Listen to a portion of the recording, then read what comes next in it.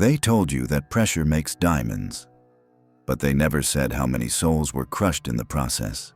Every smile you wear is a mask, carved by the hands of someone else's dream. Every breath you take is measured by standards that were never yours.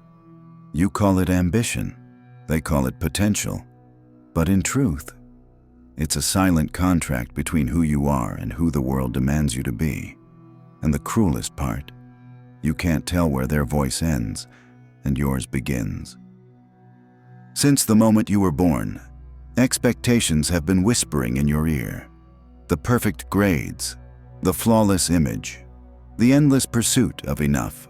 You were taught that success is survival, that to be loved, you must perform. So you learned to smile on command, to chase goals that never belonged to you. Slowly, your reflection became unrecognizable, a collage of everyone else's desires stitched into your skin. You don't remember when it happened, when your choices stopped being yours, when your silence became the price of being accepted. And now, even when you achieve everything they ever wanted, there's still that hollow sound inside your chest. The echo of a question you no longer dare to ask. What if I was never meant to please them? Man is condemned to be free. Jean-Paul Sartre. Yet from the moment we open our eyes, freedom is the first thing we lose. Expectation doesn't begin in adulthood. It's born the moment a baby takes its first breath and someone whispers, "He will be great." From that instant, a destiny is written. Not by the child, but by everyone watching. The weight of expectation begins subtly.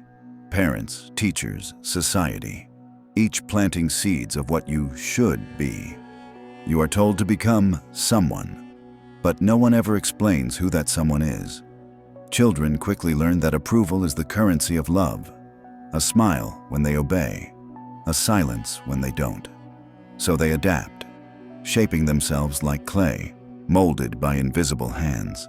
Psychologist Carl Rogers once wrote that many people live behind what he called the conditions of worth, the belief that you are valuable only when you meet the standards others set for you. It's the earliest form of emotional control, masked as care. And then the system expands. Schools reward compliance over curiosity. Grades replace wonder.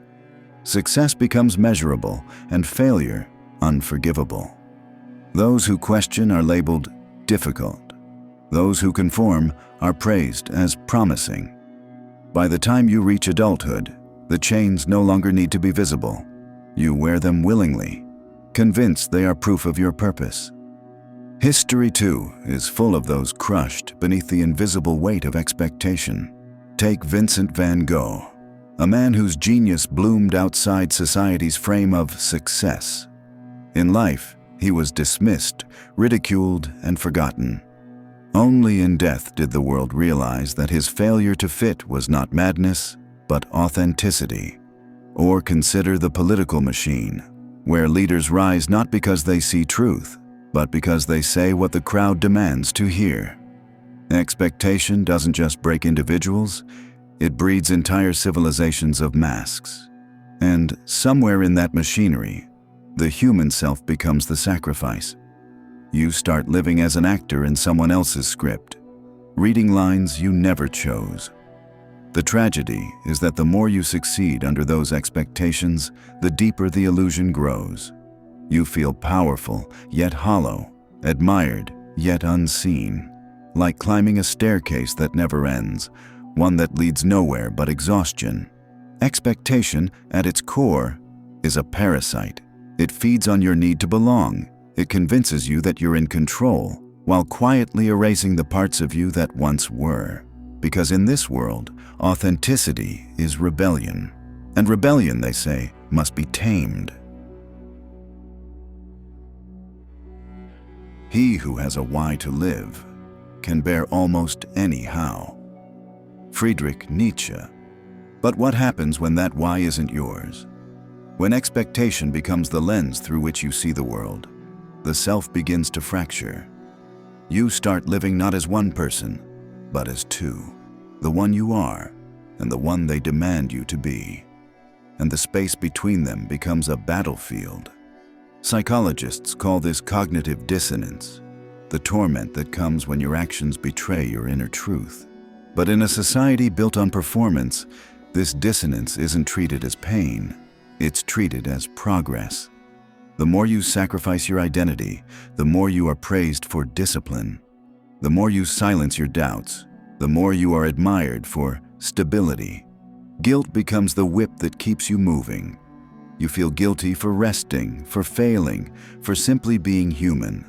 You apologize for not smiling, for not trying harder, for disappointing standards that were never yours to begin with. This is how control operates in modern psychology. Not through fear of punishment, but through the internalization of expectation. You no longer need a ruler to control you. Your conscience becomes the ruler itself. Michel Foucault called it the panopticon of the mind. Even when no one is watching, you behave as though they are. And that is the most elegant form of control ever invented. Self-regulation disguised as virtue. Look at the modern worker, chained not to walls but to screens. Emails at midnight. Deadlines disguised as devotion. Every achievement feels fleeting. Every mistake feels fatal. The fear of disappointing others becomes a permanent state of existence. This is not ambition. It is psychological servitude. In the name of success, you trade authenticity for approval. You start curating yourself, not just online, but in thought. Every post, every opinion, every word filtered through the silent algorithm of acceptance. You are no longer a person. You are a brand, carefully maintained, perpetually performing. This sickness is not new. In the Soviet era, conformity was survival. Citizens learned to hide their real opinions behind smiles and slogans. Children learned that to be honest was dangerous. Today, the prison walls are invisible, but the mechanism is the same. We censor ourselves, not out of fear of death, but fear of rejection. It's no longer oppression by force, it's oppression by expectation. And deep within, something breaks. You start to lose the ability to distinguish between genuine desire and conditioned obedience. You no longer know if you want something, or if you've simply been trained to want it. Psychologist Erich Fromm once wrote, "Modern man is an automaton who lives under the illusion of being self-willed." That illusion is the ultimate tragedy, a freedom so hollow it feels like a performance. When guilt becomes your language and fear your rhythm, you begin to confuse exhaustion with purpose. You chase validation like oxygen, unaware that it is slowly suffocating you. And then comes the silence, the kind that doesn't rest, doesn't heal. The silence of a mind that no longer knows what to believe. Because when you live too long in the theater of expectation, even your reflection begins to look like a stranger. You might still function, smile, work, achieve. But somewhere deep inside, the voice that once whispered, "Who am I?" grows faint. Until one day, it disappears. And when it does, you don't even notice. Because the world keeps clapping, and the applause drowns everything else. The greatest enemy of truth is not the lie, but the myth. John F. Kennedy.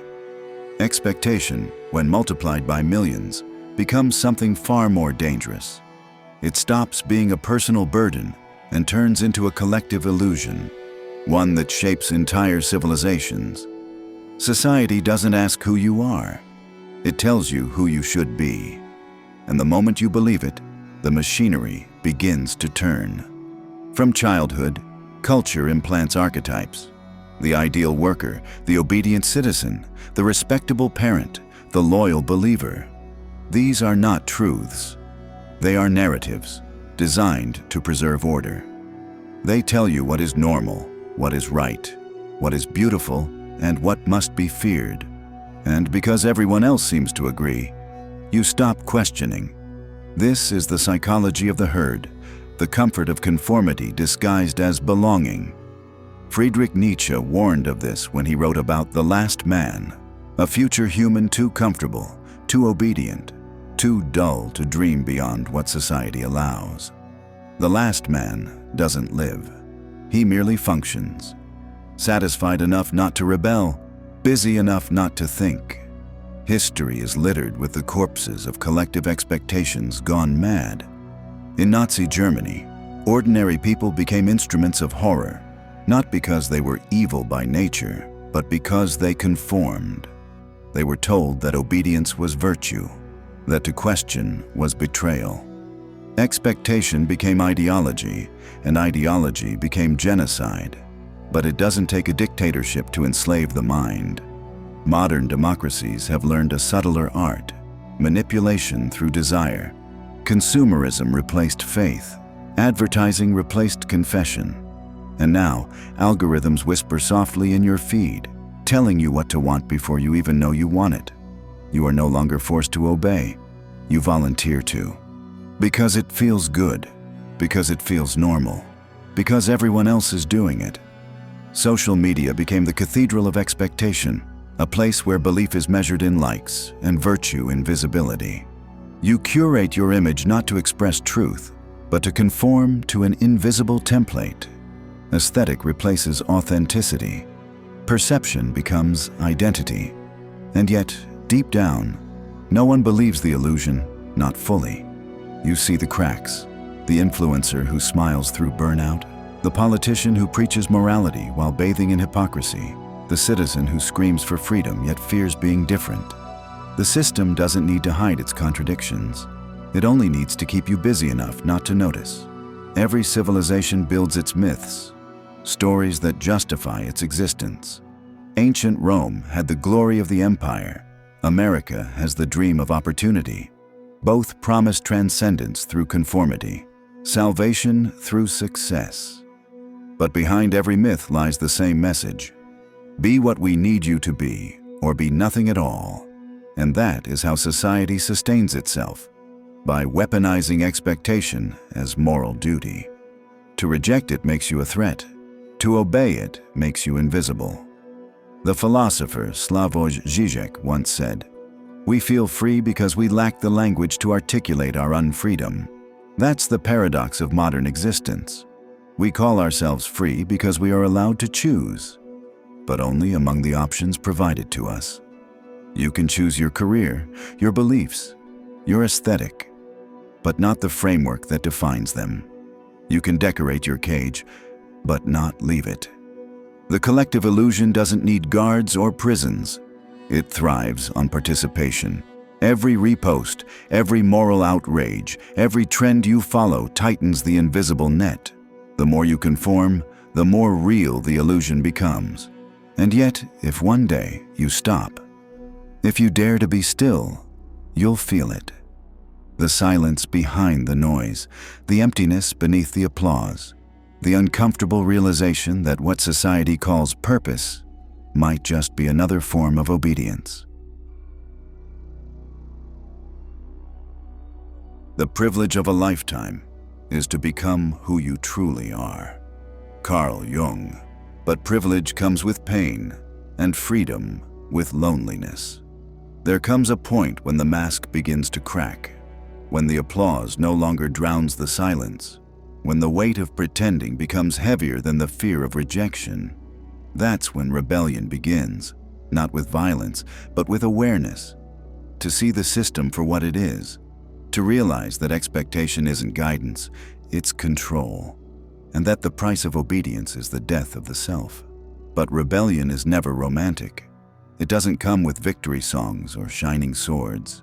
It often begins in isolation, in the quiet realization that you no longer fit anywhere. The world doesn't hate rebels because they're wrong. It hates them because they remind others that freedom exists. Consider Socrates, condemned to death for corrupting the youth. His only crime was teaching them to think. Or Galileo, forced to recant his discoveries to preserve the illusion of faith. Or Rosa Parks, whose silent defiance shattered centuries of obedience. Rebellion, in every age, begins as a whisper and ends as a wound. In psychology, this rupture is called individuation. the process of separating one's identity from collective norms. Carl Jung described it as the confrontation with the shadow, the terrifying moment when a person faces the parts of themselves they've repressed to survive. It's the death of the persona, the socially approved mask, and the birth of something painfully real. But society doesn't reward this kind of awakening. It punishes it. The individual who defies expectation becomes an outcast. The artist is labeled unstable, the thinker dangerous, the dreamer naive, the free selfish. Because freedom, in a world addicted to control, looks like madness. Look at those who stepped outside the script. Franz Kafka, writing stories of alienation that mirrored his own despair. Frida Kahlo, painting her pain when beauty was supposed to mean silence. Or Nietzsche himself, dying alone, forgotten, branded insane, while his words would one day ignite generations. They all paid the same price: authenticity in exchange for peace. The rebellion of the self isn't about shouting against the world. It's about refusing to lie to yourself. It's the courage to say, "I will not be who you expect me to be, even if it costs everything." Because true freedom is not about doing whatever you want. It's about daring to exist without permission. And yet, this rebellion is not the end. It's the beginning of a deeper torment, the paradox of awareness. Once you see the machinery, you can't unsee it. Once you taste freedom, you can't go back to comfort. Most people will never reach this point, and those who do often wish they hadn't, because the truth is cold. Freedom isolates, and meaning, once detached from expectation, becomes a question without an answer. That's why so many who awaken end up wandering. They're not lost, they're simply beyond the map, living without coordinates, guided only by something invisible, the faint echo of an authentic self. Philosopher Albert Camus once said, "The only way to deal with an unfree world is to become so absolutely free that your very existence is an act of rebellion." But what he didn't say is how lonely that freedom feels. Because once you stop living for others, you must face the terrifying question of what it means to live for yourself. And most people would rather die obeying than live uncertain. That is the paradox of rebellion. Freedom is not a reward. It's a burden, one that only the honest can carry. Freedom is nothing but the chance to be better. Albert Camus. But what if you no longer know what better means? When you step outside the cage of expectation, you expect relief. You imagine the air will taste sweeter, the silence gentler, the world somehow purer. But what you meet instead is emptiness. Because for so long, your existence was defined by reaction, to please, to perform, to prove. And when that scaffolding collapses, the question that remains is brutal. Who am I when no one is watching? The first stage of freedom feels like grief. You mourn a self that never truly existed. You miss the comfort of the mask, even when it suffocated you. Because pain is easier when it's predictable. And the unknown is its own form of terror. Philosopher Søren Kierkegaard called it the dizziness of freedom. The realization that once all expectations are gone, every path is open, and therefore meaningless. It's the moment when existence itself becomes heavy. You're free, but floating. In this void, some return to the old patterns. They crawl back into the familiar, convincing themselves that conformity is peace. Others drown in cynicism, mistaking numbness for enlightenment. But a few, the rare few, learn to listen. They begin to hear something beneath the noise, a quieter rhythm, fragile but persistent, the pulse of a self that was buried, not dead. It doesn't speak in commands or expectations. It whispers, it questions, it wonders. And in those whispers, meaning begins to rebuild itself, not as duty, but as discovery, not as ambition, but as awareness. It's not grand, it's not heroic. It's slow and human and often invisible, the kind of freedom that doesn't need to be proven, only lived. You realize then that the weight of expectation never truly disappears. It remains like gravity, shaping you, testing you, reminding you that to exist is to resist. But now, you carry it differently, not as a chain, but as a choice. Look at those who walked this path before. The monk who abandoned the world to find silence in the mountains. The writer who burned their fame to preserve truth. The nameless wanderer who left everything behind, not out of despair, but out of honesty. They all learned the same cruel wisdom. Freedom doesn't make life easier. It makes it real. And once you taste that reality, you understand why most never seek it. Because truth demands sacrifice. Because to live without expectation means to live without guarantee. Because to become yourself means killing every version of you that wasn't. Yet in that death, something is reborn. Not joy, not peace, but presence. A quiet acceptance that life has no script, no score, no audience. Only this, the unending effort to remain awake in a world that wants you asleep. In the end, Jung wrote, "The most terrifying thing is to accept oneself completely. And that is the final rebellion. Because once you do, no applause can seduce you, no judgment can wound you, and no expectation can own you again. Only then does the weight lift. Not because it vanished, but because, for the first time, you learned how to stand beneath it without breaking." Man is not destroyed by suffering. He is destroyed by suffering without meaning. Viktor Frankl. Expectation is not just a burden. It is a mirror, one that reflects both the cruelty and the fragility of being human. We crave purpose, but we fear the silence that follows when we ask what purpose truly means. Every generation inherits its own ghosts, the silent voices of what it should become. We call it progress, success, morality. But underneath it all lies the same question. Are we living, or are we just performing survival? The truth is, no one escapes expectation. It lingers in every word, every look, every thought that measures your worth against another's. You can't destroy it, because it was never outside you. It's the shadow of consciousness itself. But awareness changes everything. Once you see the mechanism, you begin to carry it differently. The chains turn into reminders that freedom is not the absence of weight, but the choice to bear it consciously.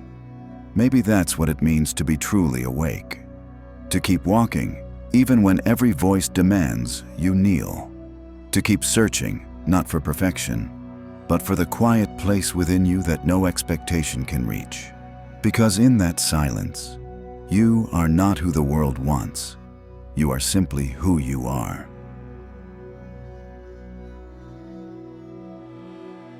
In the end, the world will still demand. It will still whisper, still measure, still call your name with the voice of everything you were supposed to be. You can't silence it. You can only stop answering. Because the truth is, there is no finish line, no applause loud enough to quiet the emptiness that expectation creates. You spend your life trying to become something more, only to realize that you were never allowed to simply be. And maybe that's the final understanding. The weight doesn't vanish. You just grow strong enough to stop mistaking it for meaning. So let them call you selfish, lost, defiant. Let them think you've fallen. Because what they call falling is simply you, finally refusing to kneel. The weight of expectation remains, but now, it's yours to carry.